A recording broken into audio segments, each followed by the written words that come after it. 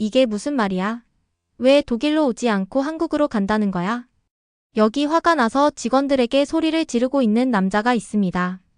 남자는 보고서를 도저히 믿을 수 없다는 표정인데요. 도대체 어떤 보고를 받았길래 이렇게 화가 난 걸까요? 그럼 지금부터 오늘의 사연 시작합니다. 오늘도 여러분의 건강과 행복을 기워드릴게요. 한때 한국은 독일을 선진국이라 부르며 동경했어요. 독일의 기계, 기술, 자동차, 심지어 생활 방식까지 모방하고 배워야 할 대상이었지요. 19만 6,070년대 간호사와 광부로 독일에 파견된 수많은 한국인들은 그곳에서 고된 노동을 감수하며 외화를 벌었고 돌아온 이들은 가족의 생계를 살리고 조국의 경제를 지탱했어요. 그로부터 반세기가 흘렀어요. 이제는 상황이 완전히 바뀌었어요. 독일의 고위방산 기업 임원들은 한국을 방문해 한국의 생산 방식을 배우려 하고 독일 정부는 한국과의 방산 협력을 확대하기 위해 정책을 고심하고 있어요. 무엇이 이런 변화를 만들어낸 걸까요? 안녕하세요. 저는 유럽 방산업계에서 20년 넘게 몸담아온 군사기술 컨설턴트 마티아스 슈라이버라고 합니다. 저는 지금 머리가 깨질 것 같아요. 이 문제를 어떻게 해결해야 할지. 지금 머리를 싸매고 있어요. 왜 한국이죠?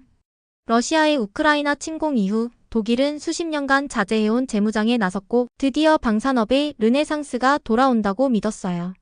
그러나 현실은 달랐어요. 유럽 각국이 무기를 구매하면서 독일을 찾지 않고 있었어요. 그들이 향한 곳은 놀랍게도 한국이었어요. 저는 자타공인 독일 연방군과 유럽연합의 무기 도입 프로젝트를 다수 자문해온 베테랑이에요. 기술력의 상징이라 자부했던 독일 무기, 정밀하고 신뢰성 높은 독일 장비에 대한 믿음은 확고했어요. 그런데 최근 수개월간 각국 정부에서 올라오는 구매 보고서에는 의외의 이름이 반복되기 시작했어요. K9 자주포 KE 전차, 천무 MLRS 한국 드론 시스템, 폴란드, 체코, 루마니아, 노르웨이, 핀란드, 에스토니아. 예전 같으면 독일이나 프랑스, 미국 제품을 찾았을 나라들이 한국 무기를 사들이고 있었어요. 이건 일시적인 현상일 거야. 마티아스는 그렇게 생각했어요. 하지만 프랑스 방산 기업에서 일하는 동료장 마르크는 이렇게 말했어요.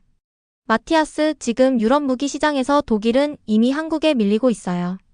유럽의 신뢰는 점점 서울로 향하고 있어요. 그 순간 마티아스는 단순한 수출 데이터가 아니라 무언가 근본적인 변화가 시작되었다는 것을 직감했어요. 직접 가봐야겠어. 그는 곧장 비행기 티켓을 예매했어요. 목적지는 서울. 그곳에서 저는 지금까지 믿어왔던 수많은 가치들이 무너지는 소리를 듣게 돼요. 인천공항에 도착하자마자 서울 시내로 향했어요. 창밖으로 펼쳐지는 도시 풍경은 제가 기억하던 한국과는 완전히 달랐어요. 도심의 빌딩 숨, 전기차로 가득한 도로, 디지털 사이니지로 빛나는 거리 곳곳에서 그는 독일보다 더 미래적인 감각을 느꼈어요. 택시 안 라디오에서는 K-팝이 흘러나오고 있었고 운전기사는 한국 드론이 중동에서 얼마나 인기 있는지 아느냐고 물어봤어요. UAE에서도 지금 한국 드론 보려고 난리라니까요. 사막에서 테스트도 했다더라고요. 마티아스는 어색하게 웃었지만 머릿속은 점점 복잡해졌어요. 한국의 기술력이 단순히 따라잡은 수준을 넘어섰다는 이야기들이 곳곳에서 흘러나오고 있었기 때문이에요. 다음 날 마티아스는 한국 방산 기업인 한화에어로스페이스의 K9 자주포 생산 공장을 방문했어요. 그는 공장에 들어서자마자 걸음을 멈췄어요. 정확히 일정 간격으로 움직이는 조립 라인, 무겁고 거대한 철판들이 빠른 속도로 차체로 조립되고 있었어요. 수십 대의 K9 자주포가 이미 거의 완성 단계에 들어가 있었어요. 이 모든 걸 몇 달 만에요? 그가 묻자 김 과장이 미소를 지으며 대답했어요. 네, 계약 들어오면 평균 68개월 내에 수십 대 생산해요. 폴란드에 납품한 것도 그 일정에 맞춰서였고요. 마티아스는 말을 잇지 못했어요. 독일의 대표 자주포 PGH-2000은 한 대를 생산하는 데에만 1년 이상 걸렸거든요. 그건 기술력의 차이가 아니에요. 김 과장은 공정 라인을 손으로 가리키며 말했어요. 독일은 완벽을 추구하죠. 그런데 지나치게 복잡한 공정은 오히려 속도와 효율을 떨어뜨려요. 저희는 일정한 품질을 유지하면서도 단순하고 빠르게 만드는 방법을 택했어요. 그 말에 마티아스는 순간 멍해졌어요. 완벽주의가 오히려 생산성을 잡아먹고 있다는 것. 그리고 그는 더 큰 충격을 받게 돼요. 공장 구석에서 독일 방산 기업의 관계자들이 견학을 하고 있었기 때문이에요. 저 사람들 라인메탈 아니에요.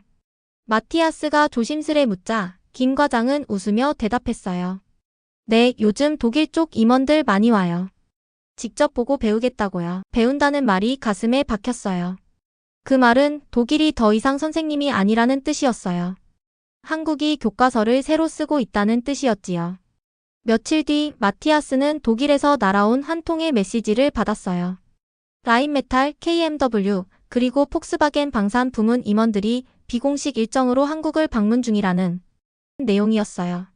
그들은 언론 노출 없이 한국 방산의 생산 방식을 직접 확인하기 위해 서울에 도착했다고 했어요. 그 일정 중 하나가 현대로템 전차 생산시설 방문이었고 마티아스는 동행 요청을 받고 현장에 함께하게 되었어요. 생산 현장에 들어선 순간 그는 또 한 번 충격을 받았어요. 현장 곳곳에 배치된 디지털 공정 시스템, 공정마다 실시간으로 오류를 감지하는 센서, 그리고 고정된 조립 방식이 아니라 주문 사양에 따라 유동적으로 움직이는 생산 라인. 이거 독일식 시스템 아닌가요? 마티아스가 조심스레 묻자 현대로템 관계자는 고개를 끄덕였어요. 맞아요. 저희는 과거에 독일의 전차 생산 방식을 철저히 분석했어요. 기술은 뛰어났지만 너무 복잡했죠. 그래서 저희는 그걸 단순화하고 실시간 피드백 시스템을 넣었어요. 그러면서 모니터를 가리키며 설명했어요. 여기서는 납기일이 모든 프로세스의 기준이에요. 고객이 원하는 시간에, 원하는 사양으로 원하는 수량을 맞춰내야죠. 한 독일 임원이 중얼였어요. 독일 같았으면 이 전차 하나 조립하는 데만 10단계 승인 절차가 들어갔을 텐데. 그 말을 들은 마티아스는 씁쓸하게 웃었어요. 그동안 자신들이 자랑스럽게 여겼던 절차의 완벽함이 이제는 발목을 잡는 사슬이 되었음을 실감했어요. 마티아스는 포럼장 근처 카페에서 잠시 숨을 고르고 있었어요. 그때 우연히 자리를 함께하게 된 두 명의 유럽 방산 관계자가 있었어요. 체코 국방부의 안드레아 국장, 그리고 루마니아 무기조달청의 파벨 실장이었어요. 혹시 한국 무기 도입에 대해 더 여쭤봐도 될까요? 마티아스가 조심스레 말을 꺼내자 안드레아 국장은 고개를 끄덕이며 커피잔을 내려놓았어요. 체코는 원래 서방식 무기 체계를 선호해왔어요. 그런데 이번에는 한국을 선택했죠. 그 이유요? 단순히 가성비 때문은 아니에요. 그녀는 태블릿을 꺼내 하나의 슬라이드를 보여줬어요. 거기에는 한국에서 받은 현지화 운영 계획서가 정리되어 있었어요. 한국은 처음부터 당신들의 환경에 맞는 시스템을 설계해왔어요. 예를 들어 훈련 시스템을 체코어로 완전히 번역하고 사용 중인 통신 장비와 호환되는 업그레이드 버전을 제안했죠. 심지어 정비 교육까지 현지 강사 양성 중심으로 바꿔줬어요. 우리를 클라이언트가 아니라 파트너로 대하더군요. 파벨 실장은 그 말을 듣고 고개를 끄덕이며 말을 이었어요. 루마니아는 예산 제약이 많아요. 그래서 무기 구매할 때 단가만 보는 줄 아는데 그건 절반만 맞는 얘기예요. 중요한 건 유지비예요. 그는 손가락으로 책상 위를 톡톡 치며 말했어요. 한국 무기는 모듈화가 잘 되어 있어서 고장나면 전체 교체가 아니라 부품 단위 수리가 가능해요. 우리 같은 나라엔 그게 생명줄이죠. 마티아스는 조용히 메모를 했어요. 현지화 대응, 통신 호환성, 교육 프로그램, 유지비 절감. 독일은 이런 부분에서 몇 걸음 느렸다. 안드레아 국장이 마지막으로 덧붙였어요. 아, 또 하나. 한국은 계약 과정에서 정치적 조건을 안 걸어요. 무기를 팔기 위해 특정한 외교적 입장을 요구하거나 공공연한 승인 절차를 압박하지 않죠. 마티아스는 순간 뜨끔했어요. 독일은 무기 수출 시 정치적 조건이나 가치 기준을 구매국에 강하게 요구하곤 했어요. 그건 이상적으로 보일 수 있지만 실제 계약 현장에서는 신뢰의 장애물이 되기도 했죠. 그날 밤 저는 숙소에서 이렇게 적었어요. 기술력만이 무기의 전부가 아니다. 사용자에 대한 이해, 전략적 유연성, 그리고 고객을 존중하는 자세. 그것이 진짜 방산 강국의 조건이다. 포럼 이후 마티아스는 며칠 더 한국에 머물기로 했어요. 한국이 정말 방산만 이렇게 성장한 걸까? 그는 마음속 깊은 곳에서 아직까지도 우연일지도 모른다는 작은 기대를 품고 있었어요. 하지만 그 기대는 오래가지 않았어요. 그는 한독산업기술협력 세미나에 참석하게 되었고 거기서 듣게 된 발표들은 그의 생각을 완전히 뒤바꿔 놓았어요. 현대자동차의 발표 담당자가 말했어요. 2023년 저희는 유럽 전기차 시장에서 폭스바겐을 제쳤습니다. 청중석에서 웅성거림이 퍼졌고 마티아스는 의자에 깊숙이 기대 앉았어요. 설마 진짜? 곧이어 삼성전자의 발표자가 무대에 올랐어요. 삼성은 메모리 반도체 분야에서 글로벌 1위를 유지하고 있고 비메모리 부문에서도 유럽 주요 자동차 고객사들과 협업 중입니다. 그 발표자 옆에는 LG 에너지 솔루션 담당자가 있었어요. BMW, 벤츠, 아우디 모두 저희 배터리를 사용합니다. 유럽 전기차의 심장은 한국에서 공급되고 있습니다. 마티아스는 갑자기 숨이 막히는 듯한 기분을 느꼈어요. 그동안 자랑스럽게 여겼던 독일의 산업 경쟁력이 하나둘씩 무너지고 있다는 현실이 숫자로 증명되고 있었어요. 그는 메모장에 조용히 메모를 남겼어요. 자동차 한국이 앞섰다. 반도체 독일은 의존적이다.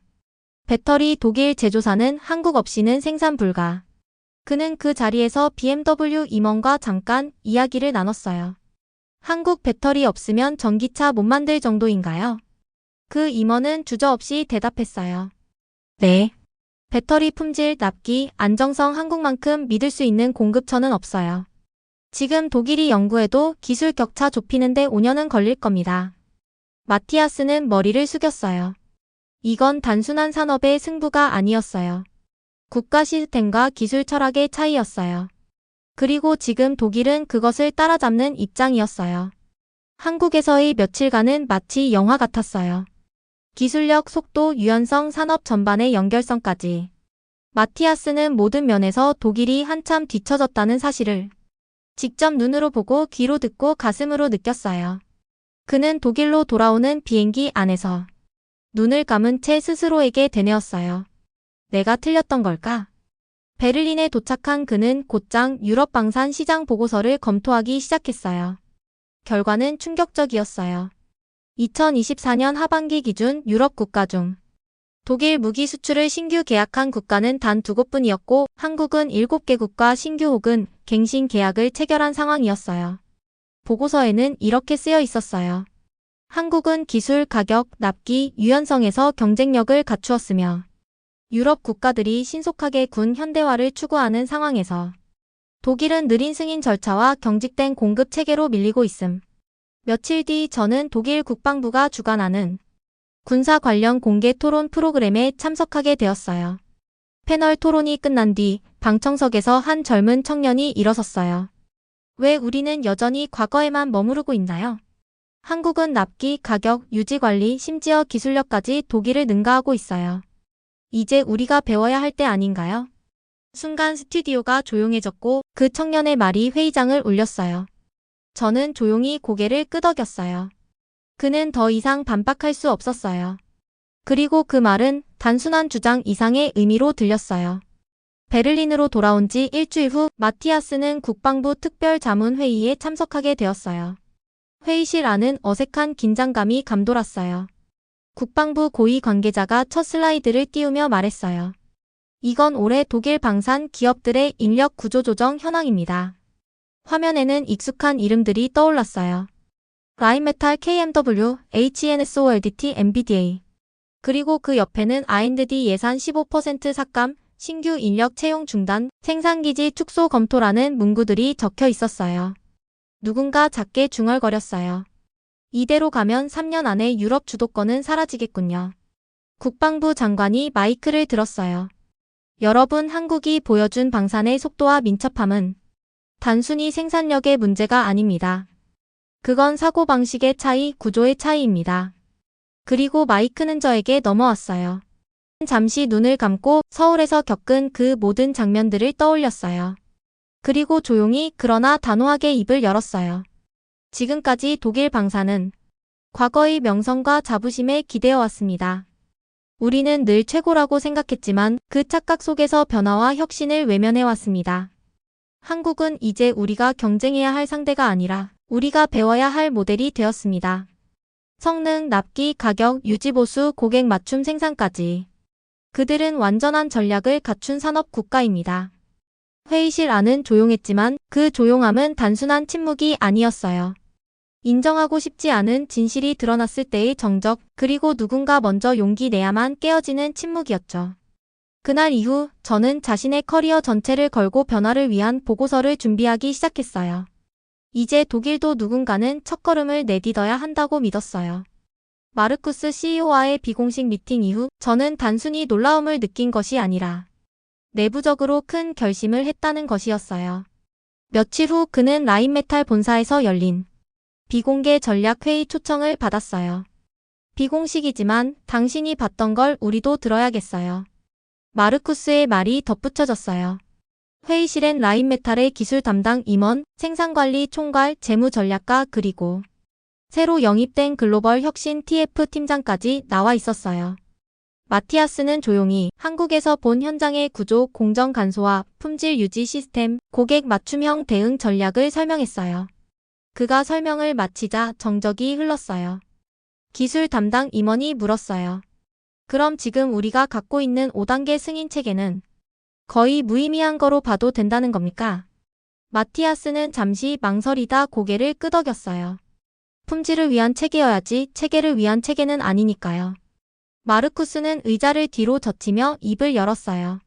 나는 솔직히 그 공장을 처음 봤을 때 배신감도 느꼈어. 우리가 기술로는 더 앞서 있다고 자부했는데 그들이 만든 시스템은 우리보다 똑똑하고 빠르고 유연했어. 그는 이어 말했어요. 근데 그게 우리 기술이 부족해서가 아니더라고. 우리가 바꾸려고 하지 않았기 때문이야. 그리고 지금 안 바꾸면 우리가 사라져. 회의 말미 마르쿠스는 파격적인 선언을 했어요. 우리는 한국 기업과의 합작을 추진합니다. 특히 생산 공정, 인력 구조, 납기 체계에 대해 공동 연구를 시작하겠습니다. 그리고 TF 조직을 새로 만들죠. 이름은 K플렉스. 한국의 민첩성과 독일의 기술을 결합하자는 의미입니다. 회의가 끝난 후 마티아스는 주차장으로 향하면서 창밖을 바라봤어요. 회색빛 겨울 하늘 아래 라인메탈 건물 위에 펄럭이는 독일 국기, 그 옆에 작게 걸린 유행기와 이유기가 보였어요. 그리고 그는 조용히 중얼거렸어요. 한국 국기 하나쯤 더 걸려도 되겠는걸. 그로부터 3주 후 독일 국방부는 한국과 공동 R&D 테스트베드 설립을 공식 발표했고 라인메탈은 한국 생산 전문가들을 초청해 유럽 공장 리빌딩 컨설팅에 들어갔어요. 작지만 강력한 변화의 물결이 이제 독일 전역에 퍼지기 시작했어요. 본격적인 논의가 이루어지더니 곧 다음 단계로 이어졌어요. 한마이너스 독 간 방산 협력은 구체화 단계에 들어섰어요. 단순한 기술 공유나 공동 생산 수준이 아니라 양국의 산업 역량과 전략적 강점을 결합한 다층적 협력 모델이 설계되고 있었어요. 독일은 K9 자주포의 성공 사례를 기반으로 차세대 자주포 개발을 한국과 공동 추진하기로 결정했어요. 이 프로젝트에는 AI 기반 표적 인식, 유럽 지형 특화 탄도 계산 알고리즘, 그리고 모듈형 배터리팩 기술이 포함될 예정이었어요. 양국은 R&D 투자 비율을 55로 설정하고 유럽과 아시아 시장을 각각 분담해 수출하는 전략적 분업 모델도 함께 도입했어요. 양국은 방산 전문 인력 양성을 위해 장교급 기술 전문가 연수 프로그램을 설계했어요. 한국군의 전자전, 드론, 전차 운용 전문가들이 독일로 파견돼 실전 사례를 공유하고 독일 장교들은 한국의 실시간 지휘체계, 생산 공정, 정비 체계를 배우게 되는 구조예요. 또한 양국 방산 기업의 중간 관리자급 인재를 교환 파견하여 현장 경험과 조직 운영 노하우를 직접 익히는 커리큘럼도 만들어졌어요. 독일은 한국의 무기 구매 관리 통합 시스템에 큰 관심을 보였고 양국은 이 시스템을 유럽형으로 커스터마이징해 EU 기준에 맞는 디지털 무기 운용 플랫폼을 공동 개발하기로 했어요. 이 플랫폼은 단순한 무기 관리가 아니라 실시간 정비 이력, 훈련 데이터, AI 기반 운용 제한까지 포함한 지능형 통합 솔루션으로 독일군의 기존 시스템을 대체하는 역할을 하게 될 예정이에요. 라인메탈과 한화에어로스페이스는 유럽 내 조립 라인 구축을 위한 합작 생산법인 설립을 논의 중이에요. 이 모델이 현실화되면 한국은 부품과 기술을 공급하고 독일은 최종 조립과 유럽 내 납품을 담당하게 돼요. 이는 양국의 경쟁력을 결합한 새로운 수출 거점으로 자리 잡을 가능성이 커요. 마지막으로 양국은 중동, 동유럽, 아프리카 지역의 방산 공동 진출을 위한 전략적 협의체를 구성하기로 했어요. 이로써 독일은 한국의 빠른 확산력에 탑승하고 한국은 독일의 외교 자산을 활용해 새로운 시장을 개척할 수 있게 된 거예요. 국방부 회의 이후 독일 정부는 본격적으로 정책 검토에 착수했어요.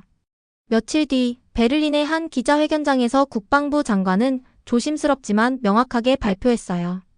독일은 최근 한국 방산 산업을 면밀히 분석했고 특히 고객 맞춤형 수출 방식과 생산 시스템의 유연성에서 우리가 뒤처져 있음을 확인했습니다.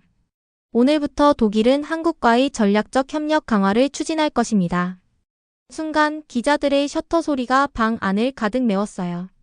그리고 곧 독일-한국 간 공동 연구개발 프로젝트가 공식 발표되었어요. 내용은 이랬어요. 차세대 자주포 공동 개발, AI 기반 전술 시스템 협력, 드론 감시 기술의 기술 이전 및 조인트 테스트, 독일 기업과 한국 기업 간 생산 프로세스 개선 워크숍 정례화. 독일 언론의 반응은 처음엔 조심스러웠지만 점차 긍정적으로 바뀌기 시작했어요. 이제 독일은 과거의 자존심이 아니라 미래의 생존을 위해 행동하고 있다. 슈피겔 지스피걸. 한국과의 협력은 굴욕이 아니다. 그건 현실을 인정하고 앞으로 나아가는 용기다. 저는 이 모든 변화를 조용히 지켜보고 있었어요. 그리고 오랫동안 기고해오던 군사 전문 매거진에 한 편의 긴 칼럼을 실었어요. 우리는 왜 한국을 배워야 하는가? 나는 방산 컨설턴트로서 20년 넘게 독일 시스템을 믿어왔습니다. 그러나 한국을 방문하며 그 믿음이 바뀌었습니다. 한국은 독일을 모방하던 나라에서 이제는 우리가 따라가야 할 모델이 되었습니다.